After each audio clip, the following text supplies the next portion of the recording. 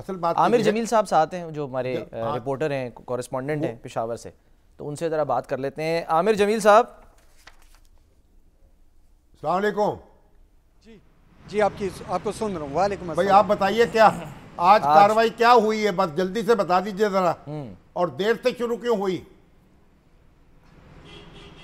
देखिए, सुबह ये केस जो था ये 21 मोशंस के बाद नोटिस पर पहले नंबर पर था।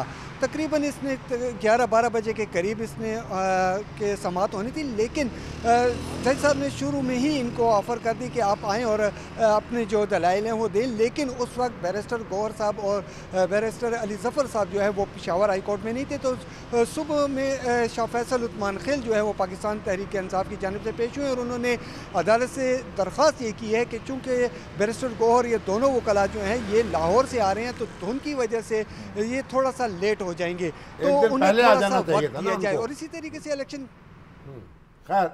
और इसी तरीके से इलेक्शन कमीशन की जानिब से देर आया दुरुस्त है। बिल्कुल तकरीबन कुछ 1:15 बजे के करीब जो हैं वो पहुँचे और वो भी अदालत की जानिब से आखिरी दफ़ा ने कहा गया कि इसके बाद हम इंतज़ार नहीं करेंगे और केस जो है या तो इसको नोटिस जारी करके हम इसको कल या परसों के लिए लगा देंगे और या फिर इसमें जो भी फैसला हुआ वो हम दे देंगे।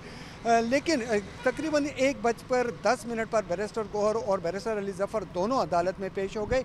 लेकिन जिस वक्त अदालत में पेश हुए हैं तो उसी वक्त इलेक्शन कमीशन के जो वकील हैं सिकंदर मोमन साहब, उन्होंने अदालत से ये इस्तदा कर दी कि इस केस को कल या परसों के लिए लगा दिया जाए, क्योंकि ये केस कल ऑलरेडी जो है सुप्रीम कोर्ट में समाअत इसकी होगी और इसमें यही आर्गूमेंट हमने वहाँ पर करने हैं और यही वकला भी हमारे साथ होंगे, तो सुप्रीम कोर्ट में इस केस को सुना जाएगा। लेकिन इस बात पर बैरिस्टर अली ज़फ़र ने एतराज़ किया और उनका कहना ये था कि चूँकि वक्त बहुत कम है, 13 तारीख को निशानात जो हैं वो अलाट किए जाएंगे और आज 9 तारीख है, और अगर इस केस में ताख़ीर हुई तो वो निशान के लिए अगर इनके फेवर में भी फ़ैसला हुआ तो वो इलेक्शन कमीशन में इस फैसले को जमा नहीं करा पाएंगे।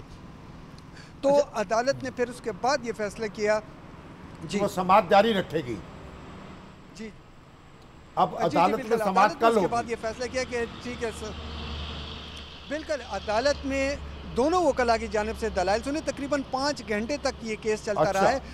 पाकिस्तान तहरीक इंसाफ की जानिब से जी पाकिस्तान तहरीक इंसाफ की जानिब से 4 अहम बातें अब आप अदालत के सामने पेश छोड़ देते हैं। कल अब सुबह फिर समाअत होगी।